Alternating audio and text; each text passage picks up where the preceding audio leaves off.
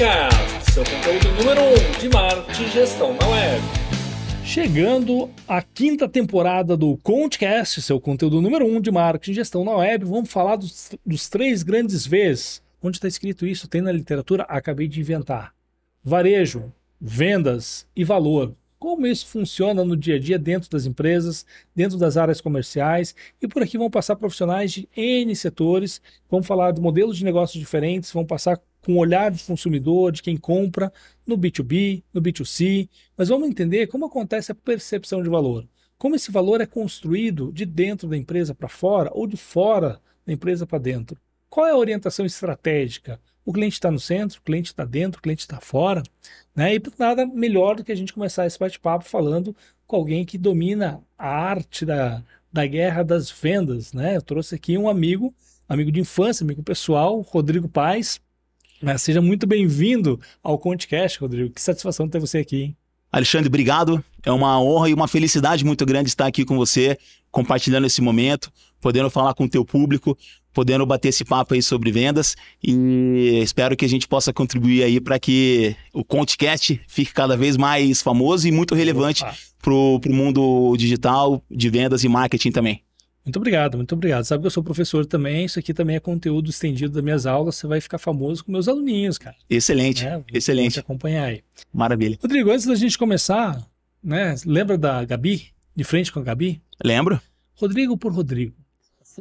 Quem é Rodrigo? Como você chegou até aqui? Me fala, dá um overview, né, do Rodrigo. Vamos lá. Sou casado, tenho filho, casado com a Fernanda. O nome do meu filho também é Rodrigo, é meu xará. Hoje eu tenho 42 anos. E minha profissão, né, já há quase 18 anos, é na área de vendas. Desde 2007 que eu descobri essa paixão, né? E desde então venho fazendo trabalho em diversas áreas que a gente vai falar um pouco mais na sequência. E, enfim, acho que é uma pessoa muito comprometida, muito determinada na área pessoal, profissional e entre os amigos também, né? Quem tem amigo tem tudo.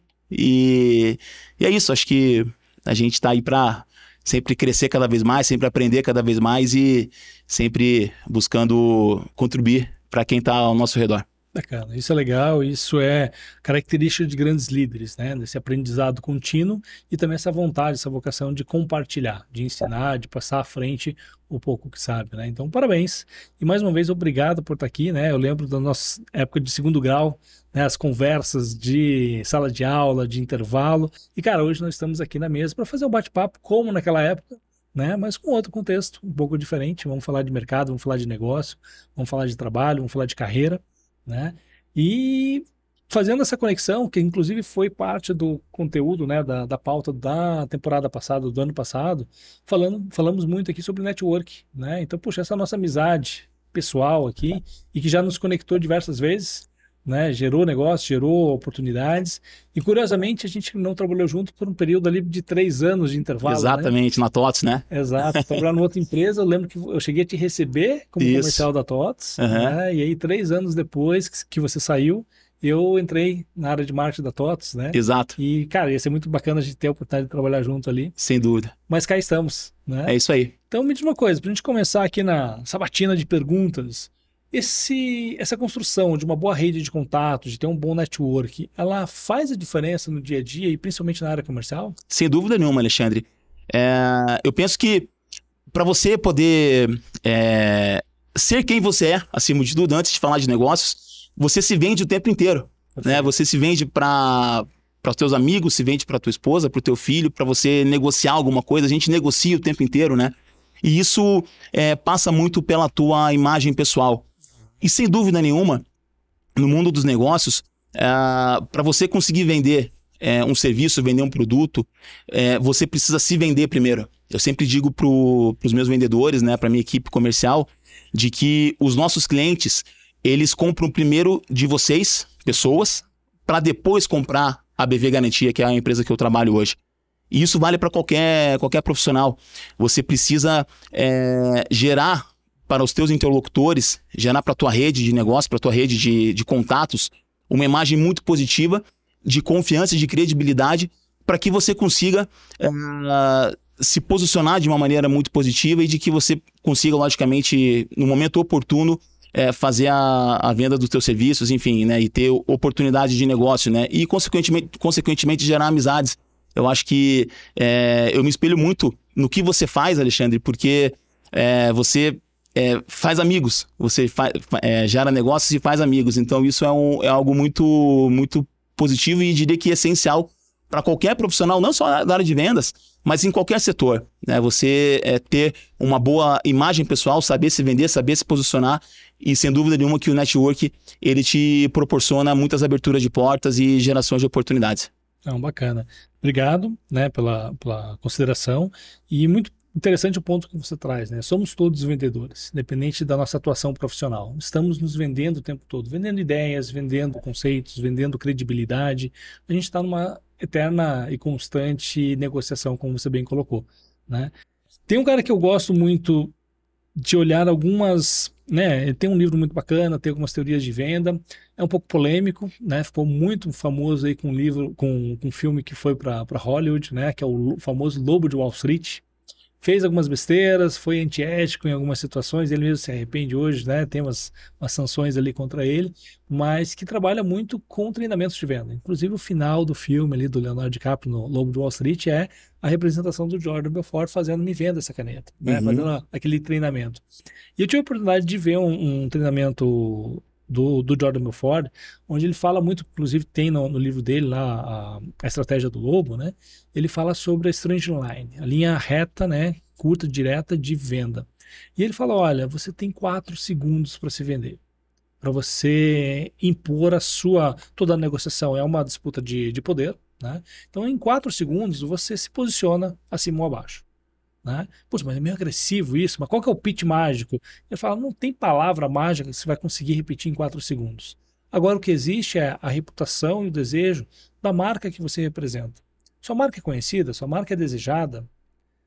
A reputação, a sua imagem pessoal que você bem defendeu aqui, do vendedor, da pessoa. Poxa, eu estou aqui com o Rodrigo Rocha Paz. Né? Quem é esse cara? A reputação chegou antes. Né? Então, para quem já te conhece, fica muito mais fácil fazer uma leitura. Então, essa construção ela é constante, ela é uma construção da vida. Né? E quando você chega diante de alguém te apresentou, abriu as portas, isso antes de você abrir a boca para contar os 4 segundos, já está ali como um valor na mesa, uma estrelinha. Né? E ele fala dos 3-10, né? Então, assim, puxa, ter nota 10 na marca que você vende, ter nota 10 na credibilidade, na imagem de quem está vendendo e ter nota 10 no produto. Então, você tem um produto de excelência, de qualidade que seja desejado. Se você tiver esses 3-10, você está muito bem posicionado para se pôr nessa relação de negociação e provavelmente sair com uma venda realizada. Né? Mas o que acontece, você falou muito da imagem pessoal, é que as pessoas não fazem essa gestão da sua autoimagem. E imagem ou marca pessoal é diferente de marketing pessoal, que é mais amplo, mais complexo, mas a própria imagem, a própria marca pessoal do seu nome, de quem é você, o que você faz, o quanto você está sendo conhecido pelo que você faz de melhor, ou pelo que você quer ser conhecido. Porque se você não gere isso, Rodrigo, o que acontece? Alguém vai gerir por você, o mercado vai te rotular de alguma maneira. E você pode participar dessa condução, dessa imagem, ou deixar a imagem ser construída para os outros sem estimular nenhum caminho, né? Como que você vê isso hoje no teu time? Você falou, né, de provocar a turma ali, de estimular, mas, poxa, hoje no teu time você tem pessoas que trabalham bem a sua autoimagem, a sua imagem de profissional, de alguém que está trabalhando com você, está trabalhando na BV, como é que é isso no time? Veja, Alexandre, tudo que você falou, eu assino embaixo. Eu acho que a gente precisa construir a nossa imagem pessoal, e todos os fatores que você citou são absolutamente relevantes. E concluo dizendo o seguinte, né? E já para entrar na questão da minha equipe que você perguntou. Eu tenho dentro da minha linha de trabalho, eu tenho alguns valores que são inegociáveis e que passam diretamente pela imagem pessoal e profissional de cada pessoa da minha equipe. E, logicamente, por mim, né? Que é você ter valores como ética, como respeito, e aí a gente pode falar respeito pessoal entre a equipe e para com fornecedores e clientes, né? e principalmente entregar aquilo que você vende, né? É um dos 10 que você falou, ou seja, a entrega do produto. E claro que isso depende muito da estrutura da empresa também, e que ela também está inserida nesse contexto. Eu posso dizer com muita tranquilidade de que esses valores estão muito enraizados dentro dos profissionais que estão na BV. Então, eu acho que esse é o caminho que todo profissional tem que buscar, e toda empresa tem que buscar. Não existe profissional perfeito, não existe empresa perfeita, mas existe aquela empresa que reconhece eventuais falhas, pessoas que reconhecem eventuais falhas e que vão dar o mínimo de satisfação para as pessoas envolvidas, para os seus clientes, enfim. Então, essas questões que a gente precisa valorizar e reconhecer dentro de cada profissional são valores que eu não abro mão, e que é aquela coisa, né? O talento é treinável, o caráter não. Exato. Né? E isso é algo que eu levo muito a sério na minha vida e nas pessoas com quem eu me relaciono pessoalmente e profissionalmente, porque você tendo disposição para treinar o seu talento, isso é muito, muito proveniente do caráter daquela pessoa, da vontade que aquela pessoa tem, da ambição que a pessoa tem. Então a gente consegue construir. Eu tenho alguns exemplos na minha equipe de profissionais que nunca tinham vendido uma caneta do Lobo de Wall Street, e hoje são os meus top performers na equipe, né? E depois já a gente vai falar um pouco sobre o processo de vendas e tudo mais, mas por quê? São pessoas que têm ambição, que têm caráter, que se permitem aprender, que se permitem ouvir feedbacks, que se permitem se relacionar com pessoas, que se permitem se colocar no mercado de forma a desenvolverem essa autoimagem positiva e, consequentemente, estar numa empresa que, de alguma maneira, proporciona também que ela consiga se posicionar e entregar aquilo que ela vende. Então, acho que é um conjunto de fatores que passa por cada pessoa que está dentro da empresa e passa muito pela cultura e pela maneira com que a empresa se posiciona em relação aos seus valores. Muito bom, cara, muito legal. E você traz aí, acho que valores como um elo principal que faça essa ligação, né? Apesar do pleonasmo, né? Mas justamente esse elo que, puxa, vamos ter uma lealdade, vamos ter uma continuidade, vamos ter uma boa relação, nós precisamos ter alguns valores. Cada indivíduo tem a sua priorização, tem o seu conjunto de valores, assim como cada organização tem a sua cultura, tem o seu conjunto de valores, né? E nem sempre isso é compatível. Quanto mais cedo a gente identifica isso, melhor para ambos os lados, né? Porque, como você falou, caráter a gente não treina, né? A parte técnica, sim, conhecimento, sim. Eu já demiti colaborador do time por não ter alguns valores compatíveis, por algumas atitudes ou falta delas, assim como eu já demiti CEO de empresa que falei, olha, daqui em diante não dá para seguir junto porque quebrou o elo, né? Então, para a gente manter a amizade, para não piorar a situação, vamos seguir cada um para um lado, né? Isso acho que é maturidade e que a gente vê muitas vezes que falta no mercado, né? Exato. E infelizmente, acho que isso é uma coisa que acaba sendo comum até pela sociedade de uma maneira geral, né? Então isso não vai acabar e cabe a nós, Alexandre, controlarmos aquilo que nós podemos controlar efetivamente, né? A gente não com o restante, né? Exatamente. A gente não pode controlar, de repente, um concorrente antiético, não pode controlar pessoas mal educadas, pessoas sem caráter, né? Na nossa equipe podemos controlar mandando elas embora, como você falou, né? E essa questão desses valores pessoais, para mim, tem um peso muito grande, né? Eu sou uma pessoa que tem um modelo de liderança que é muito participativo no sentido de tentar desenvolver as pessoas, de tentar, no momento em que a gente percebe que a pessoa tem todas as características que eu acabei de citar, a gente dá oportunidades para ela, investir nessa pessoa, né? Agora, ao primeiro sinal de deslize, não tem segunda chance, né? Eu acho que isso que a gente tem que ter, pelo menos a forma que eu acredito que as coisas tenham que funcionar, né? E pra gente poder ter um ecossistema bastante positivo e deixar as pessoas certas no lugar certo. Parece fácil, é um discurso rápido e fácil de falar. Na teoria é lindo, né? Pessoa certa no lugar certo, mas para você entender quem é a pessoa certa e onde é o lugar certo dessa pessoa, requer muita conversa, muita proximidade, muita dedicação ao time, né? E uma vez eu vi um estudo do quanto o brasileiro, o italiano e o americano se dedicam à gestão do time, né? E o brasileiro estava em último lugar. embora a gente seja um povo latino, que se relacione muito bem, mas o nosso conceito de operação aqui, o gestor ainda coloca muita mão na massa. Não que não tenha que colocar, porque acho que tem horas que o Darth Vader chama lá o TIE Fighter dele e fala, eu vou resolver esse negócio aqui. E você entende por que a galáxia tem medo daquele Lord Vader, porque, cara, ele desce lá e ele acaba com todo mundo. Aham. Né? Então, tem hora que você tem que estar ombro a ombro com o teu time, ir pra Savana. trincheira, pra savana, e mostrar que você também é bom naquilo. Exato. É. Mas cerca de 80% a 90% de um gestor deveria ser dedicado ao time, ao desenvolvimento de pessoas, para que as pessoas tragam resultado. Uhum. Né? Por nossa cultura de trabalho aqui, a gente acaba sendo muito hands-on, de colocar a mão na massa, deixa que isso eu resolvo. Alguns são mais centralizadores, outros nem tanto, mas a gente ainda se envolve tanto e deixa o time de lado. Muitas vezes, porque esse gestor ascendeu a profissão sem uma formação, sem uma capacitação, né? Para gerir pessoas. Ele é muito bom tecnicamente no que faz. Exato. É a história do melhor vendedor que vira o gestor comercial. Isso, que a gente estava conversando ontem no almoço, né? A gente falou sobre isso. Não, mas acho que é isso, assim. A questão do líder hands-on é uma coisa que eu posso me colocar nessa situação, porque muitas vezes eu tenho a vontade de descer na savana e fazer coisas que meus liderados podem fazer, né? Ou deveriam ter a capacidade de fazer, né? Que daí entra uma autocrítica, né? Assim, pô, eu deveria, de repente, trabalhar um pouco mais essa questão de desenvolvimento. É claro que esse é um processo contínuo e muito da capacitação que as pessoas têm nas equipes, em relação aos liderados, ela acontece no dia a dia. E o segmento em que a gente atende, né? Que é a área de condomínios, a gente vai falar um pouco mais a seguir, ela demanda muito de você, de repente, ir visitar um cliente e participar de uma assembleia, né? Que é onde a gente acaba fazendo as aprovações ali dos nossos serviços. E não tem como eu treinar o cara, montar um vídeo apenas e chamar o cara numa sala e falar, olha, é assim, assim, assim.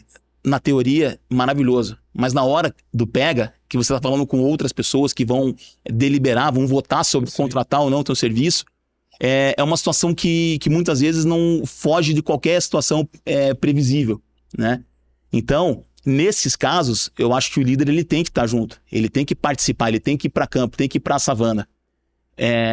Muito porque eu acredito na liderança participativa, mas não na liderança de pegar na mão e fazer, o que é muito diferente, né? Ou seja, você ir para uma reunião de fechamento, um cliente grande, alguma coisa nesse sentido, é importante que você se coloque ao lado do teu time.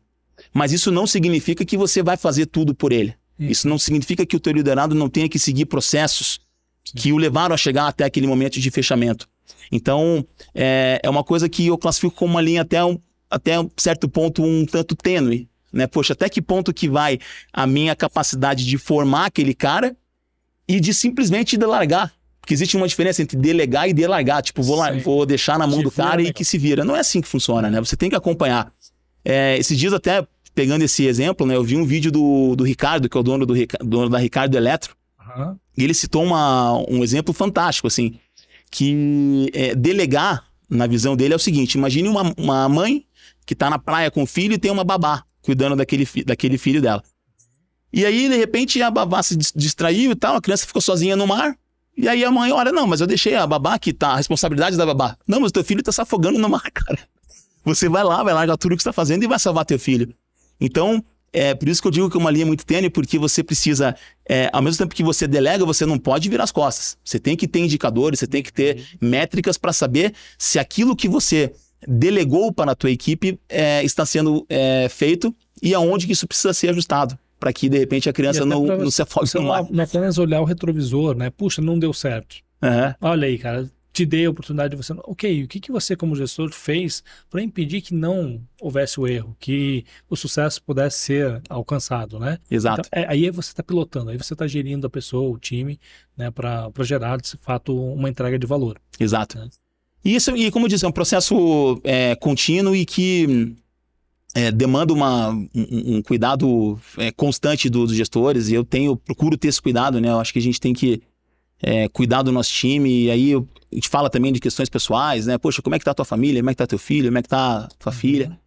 Até porque o ambiente de trabalho, a gente passa mais tempo dentro dele do que com as nossas próprias famílias, então... Isso de alguma maneira, voltando na questão que a gente falou anteriormente, né? Uma oportunidade que a gente tem de se aproximar da nossa equipe e principalmente você começar a saber como é que aquela pessoa enxerga, né? Certas situações. Poxa, como é que ele lida com a família? Como é que ele enxerga isso, né? A gente começa a enxergar o ser humano de uma maneira um pouco mais completa para saber... E individual, né? Isso. Você começa a olhar o indivíduo. Isso, não exatamente. O coletivo. Né? Eu não consigo enxergar nenhum liderado meu como apenas uma peça do meu tabuleiro, assim, de maneira nenhuma. Eu enxergo todos eles como seres humanos, como pessoas que têm família, que têm as suas responsabilidades, os seus sonhos. E falo muito também para eles em relação a isso, né? De que, assim, a empresa ou o líder que tá contigo, eles não têm, por exemplo, a capacidade de te motivar. Cara, eu sinceramente não acredito nisso. Eu acho que a motivação, ela vem muito de cada um. Ou seja, você tem a tua motivação com o teu filho, com a tua esposa, tem os teus sonhos, e o trabalho é um meio para você atingir isso. E se aquilo fizer sentido, se aquilo tiver um propósito para você, tudo que você faz aqui, esse podcast, as tuas aulas, as tuas consultorias, vai fazer sentido. É algo que são coisas que te trazem sentido, são coisas que você tem paixão em fazer, né? Mas é através dele que você vai conseguir dar um conforto para tua família, conseguir realizar os seus sonhos pessoais e familiares. Então, eu acho que a gente também tem que despertar nessas pessoas essa capacidade de entender que não é a empresa que vai motivar. Se para ela o que ela faz é um propósito, né? Exatamente. Cara, de repente tu vai fazer uma venda que vai te trazer uma comissão X. Puta, cara, uma grana legal. No final do ano vai ter um bônus. E não tô falando de dinheiro. Eu tô falando de você, através do trabalho, conseguir realizar aquilo que você deseja e, principalmente, falando de propósito, saber que aquilo é algo que te faz sentido e te faz bem. E para finalizar o raciocínio, né? Quem trabalha com o que gosta não é trabalho, é uma diversão. Acho que esse que é o objetivo que cada um de nós tem que ter. E eu gosto muito de uma colocação, de um conceito do Ricardo Basaglia, fundador da Michael Page. Uhum. Tem um livro chamado Lugar de Potência. Ele fala, Rodrigo, que o nosso lugar de potência é onde o que nós fazemos de melhor encontra o que o mercado é demandante, o que ele compra constantemente. Aí a gente tem um grande valor para o mercado. Porque se o que eu faço, muito bem feito, o mercado não compra, parabéns, você tem um ótimo hobby, seja feliz se realizando nisso. Mas dificilmente você vai converter isso em dinheiro, em retorno de negócio, né? Se o que o mercado compra muito, você faz mais ou menos, você é apenas mais um. Né? Tem um livro que fala muito sobre isso, que é um livro que é meu livro de cabeceira, que é o Manual do CEO. Ele fala exatamente isso. Inclusive tem uma das páginas, não vou lembrar o capítulo, mas ele fala muito claramente isso. Ele faz uma matriz sobre a potência que aquilo que você vende efetivamente tem. Qual é a relevância que aquilo tem. Uhum. E se a relevância dele for baixa, vai ser realmente um hobby. Então não adianta você ter uma coisa maravilhosa se não fizer sentido para o mercado, né? Esse livro, agora me esqueci o nome do autor, mas é um livro que tem uma parte que dedica bastante sobre isso. Bacana. E, Rodrigo, você é um cara experiente de mercado, né? Já foi do mundo da tecnologia à imensidão do agro, né? Hoje atua como diretor comercial na BV Garantia, né? Uma garantidora de crédito. Já quero que você explique na sequência para a gente o que é a BV Garantia.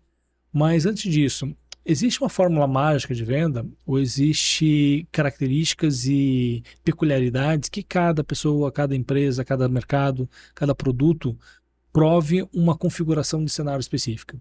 Qual é a sua visão? Não existe segredo nem mágica. O que existe é trabalho. Trabalho duro. Muito trabalho. E, logicamente, uma preparação. E dentro daquilo que eu já faço desde 2007, né? Agora já vou fazer 18 anos, vou atingir minha maioridade na área de vendas. Parabéns. Eu sempre trabalhei com vendas consultivas. A primeira escola que eu tive de vendas foi na Nox Automação, que é uma empresa de software aqui de Curitiba. E foi onde eu tive a primeira oportunidade de trabalhar na área comercial. E uma empresa que eu tenho ainda até hoje um ótimo relacionamento com os donos, né? E uma empresa que eu tenho uma gratidão muito grande, porque foi a empresa que abriu as portas para eu entrar nesse mundo maluco das vendas. E por onde eu me apaixonei, né? Então até hoje. E depois eu tive uma outra grande escola, que foi a TOTS, que a gente citou agora há pouco, que é uma maior empresa de software da América Latina. E que foi onde eu aprendi efetivamente sobre que vendas não se trata de você ter a melhor lábia, ser o cara melhor relacionado ou nada disso. Venda é um conjunto de processos e que exige muita disciplina por parte do vendedor.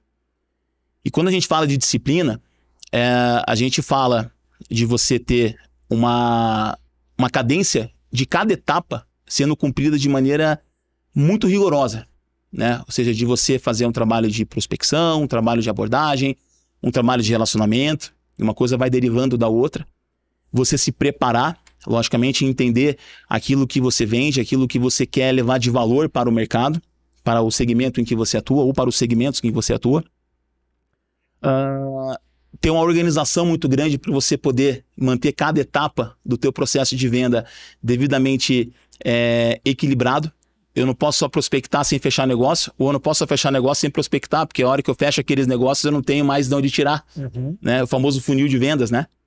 Então, eu digo, Alexandre, que assim, a receita é essa, né? Eu vejo muitos profissionais de vendas que têm uma enorme capacidade de vender, mas não são disciplinados.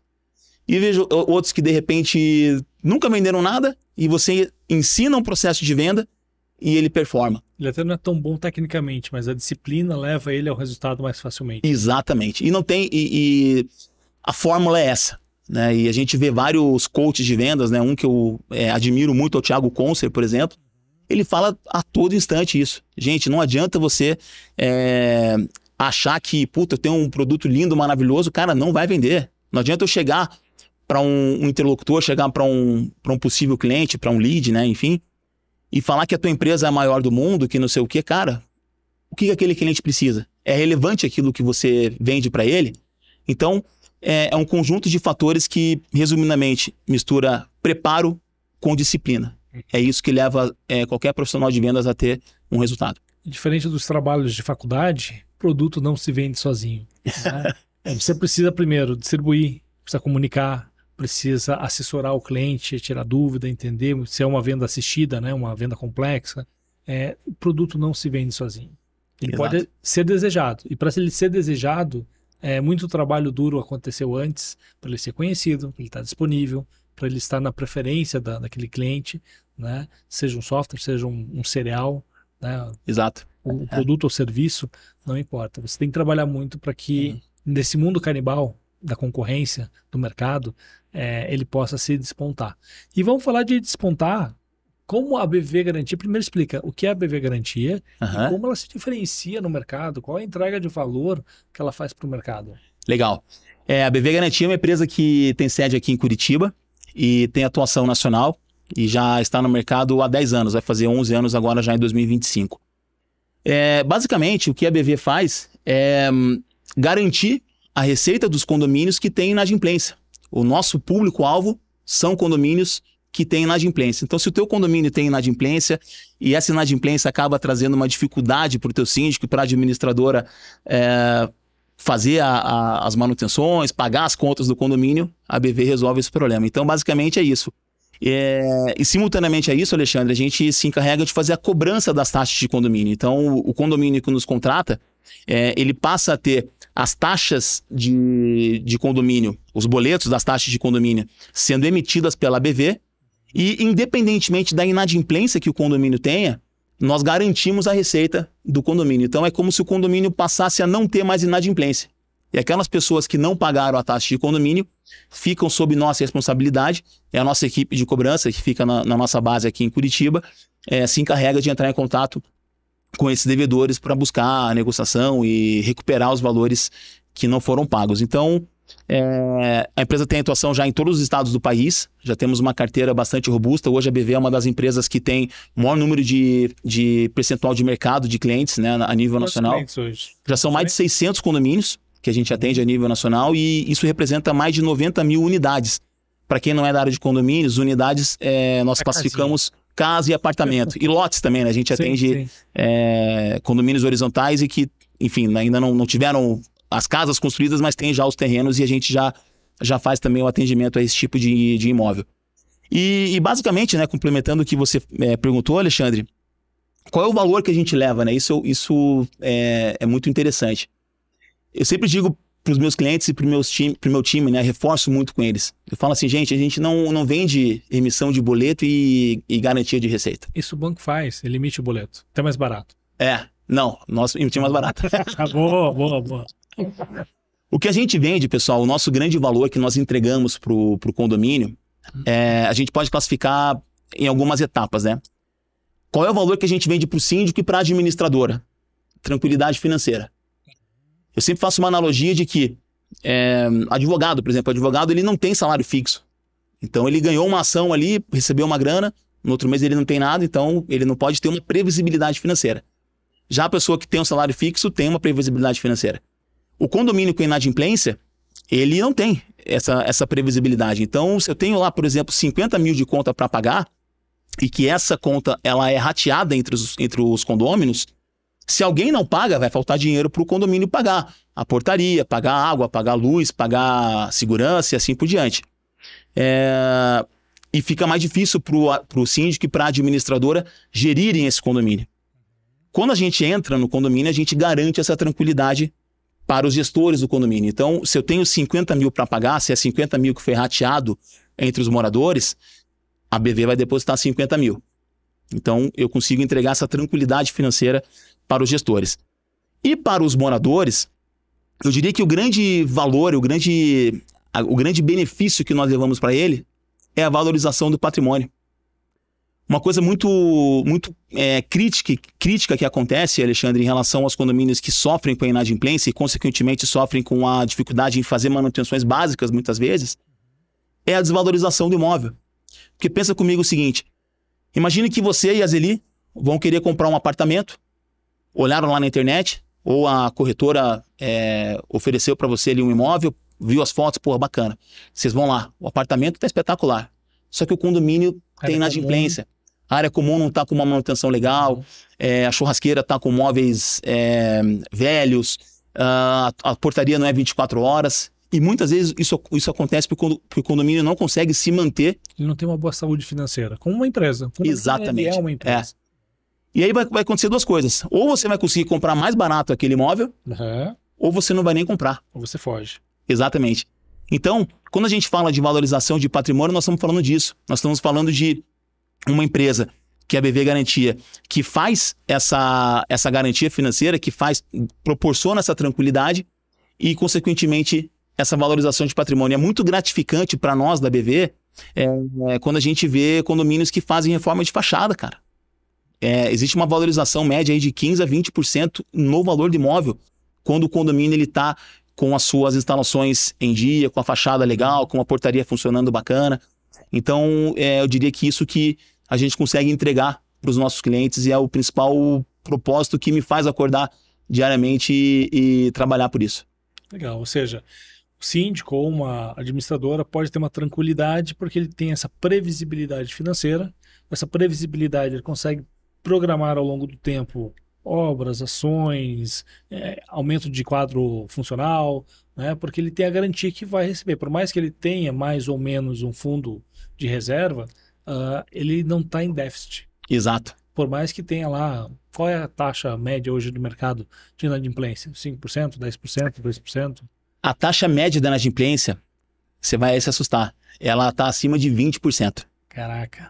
É um índice muito alto e a inadimplência nos condomínios é algo crônico aqui no Brasil, né? E não à toa as garantidoras elas vêm tendo um crescimento de mercado muito, muito forte nos últimos anos, especialmente porque o mercado já entendeu que elas têm esse papel importante dentro da gestão dos condomínios. Então é isso, a gente consegue entregar essa tranquilidade e aquilo que eu falo, né? O que a BV entrega, né? Pontualidade na hora de depositar o dinheiro na conta do condomínio, pontualidade na hora de entregar os boletos para os moradores, pontualidade na hora de cobrar aqueles moradores inadimplentes. Então, é uma entrega de serviços que a gente tem atrelada a toda essa estrutura que a gente disponibiliza para os condomínios. E olha que alarmante, né? Você trouxe uma taxa alta, acima de 20%, eu não imaginava que era dessa proporção. E, recentemente, né, final do ano passado, eu vi alguns relatórios de algumas empresas de mercado relatando o seu resultado do terceiro quarto de 2024. E tinham dois bancos, né, um banco, uma outra empresa do setor financeiro e duas varejistas comentando no seu reporte financeiro de resultado, tanto as varejistas dizendo, olha, possivelmente essa redução de vendas aqui está sendo impactadas pelas casas de apostas. E aí as duas instituições financeiras que são emitentes, né, de boletos de cobrança, de alguns serviços básicos, está dizendo, olha, está aumentando a inadimplência de algumas contas básicas de subsistência das famílias e acreditamos que tem uma correlação com casas de aposta, o famoso tigrinho. Né? Por uma questão de despreparo, de educação financeira, as pessoas acabam colocando aquele dinheiro do aluguel, do condomínio, da luz, né, no tigrinho, vou multiplicar. E aí, meu Deus do céu, perdi, cara, minha mulher vai me matar. Deixa eu colocar mais uma grana aqui para ver se eu consigo recuperar. Né? E esse dinheiro não vem, cara.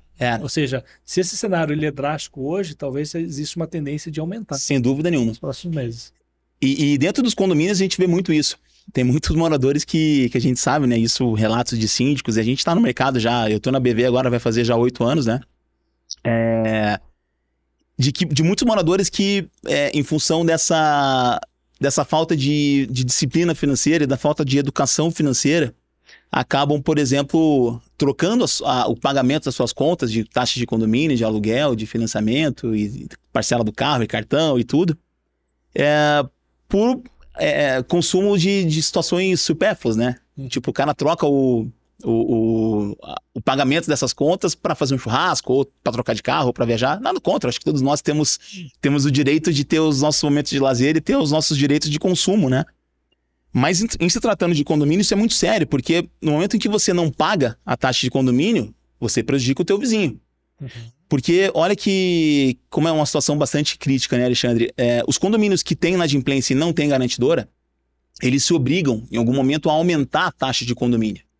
Porque ele precisa pagar os 50 mil lá dele. Pagar a conta, né? Exatamente. E aí você acaba penalizando o cara que paga em dia, o adimplente. Então, se ele paga, por exemplo, 300, 400 reais, ele vai pagar 450, 500. Que é o rateio daqueles 20% que não estão pagando. E para quem é da área de condomínios vai entender o que eu digo, né? No início do ano, os condomínios fazem obrigatoriamente uma Assembleia Geral Ordinária para definir principalmente previsão orçamentária e prestação de contas do ano anterior. E tem muitos condomínios que já colocam na previsão orçamentária uma estimativa de inadimplência de 5%, 10%, já vi até 20%, já para cobrir essa inadimplência que ele já prevê, a inadimplência histórica do condomínio. Então você já começa arrancando com 20% a mais por causa do cara que não paga e você joga a conta em cima do inadimplente. Então olha a criticidade que é a inadimplência do condomínio. Porque se na taxa normal já existe uma taxa de inadimplência, com um condomínio mais alto, talvez a taxa até aumente, né? Porque ficou mais caro o condomínio. Exatamente. Então essa é uma situação que a gente acaba lidando diariamente, e isso que você falou agora das casas de aposta, do jogo do tigrinho e das apostas esportivas também, sim. Que é uma coisa que já vem chamando muita atenção. Recentemente levantaram um dado de que 2 bilhões de reais em apostas foram feitas com pessoas que são dependentes do Bolsa Família. A gente esbarra muito de novo na questão de educação financeira e do quanto que isso impacta na inadimplência de todos os segmentos, né? Desde as contas básicas até a taxa de condomínio e assim por diante, né? Então isso realmente é um retrato social do país que acaba tendo impacto bastante negativo em tudo isso. Rodrigo, para o síndico ou para a administradora que está te acompanhando, para o nosso ouvinte ali, se tá ruim, talvez venha piorar, qual a mensagem, quais os canais da BV Garantia para entrar em contato com você ou com a empresa, para conhecer mais de perto, conhecer quais são as soluções e entender como essa solução pode ser aplicada para a realidade de quem está nos acompanhando. Excelente. Bom, o nosso site, Alexandre, é o bvgarantia.com.br. Temos o Instagram, que é o @bvgarantia. Temos um 0800, que é o 0800 8000 000. O número mais fácil de 0800 que eu já vi na vida é esse, 0800 8000 000. E tem o meu telefone também, corporativo, que eu estou aqui já à disposição de todos os teus ouvintes, que é o DDD 41 99 284 0073. E a gente está aqui à disposição para resolver os problemas da inadimplência do seu condomínio, para resolver os problemas das dores de cabeça e das noites mal dormidas que os síndicos têm por conta da inadimplência. Também, até um outro ponto importante, para deixar o síndico isento de qualquer situação referente à cobrança, evitar aquela situação constrangedora dele cobrar o vizinho, ou ele ver que o vizinho tá devendo, o vizinho tá puto. Faz um elemento estranho para essa relação, não sou eu que vou cobrar. Exatamente. É o papel da secretária do dentista. O dentista não cobra. Exatamente. E logicamente, por contar com uma empresa que é especializada nisso, uma empresa que tem um trabalho de atendimento a todos os condôminos, todos os clientes, de uma maneira extremamente respeitosa, e isso é um ponto importante, né? A gente fala de cobrança, muitas vezes a pessoa está devendo não porque ela quer. Ela teve alguma situação, algum imprevisto, alguma situação ali que impediu ela de pagar suas contas, e a gente precisa cuidar disso, a gente precisa respeitar isso e, logicamente, ter um trabalho de relacionamento bastante cuidadoso com essas pessoas. Mas a gente está aí preparado e prontos aí para iniciar o próximo ano com muita força e continuar o nosso crescimento. Vamos lá. Rodrigo, mais uma vez, obrigado. Você que nos acompanhou até agora. Esse foi mais um ConteCast, seu conteúdo número 1 de marketing e gestão na web. Meu convidado de hoje foi Rodrigo Rocha Paz, da BV Garantia. Tá com problema? Tá com inadimplência? Procura o Rodrigo. Ele resolve para você.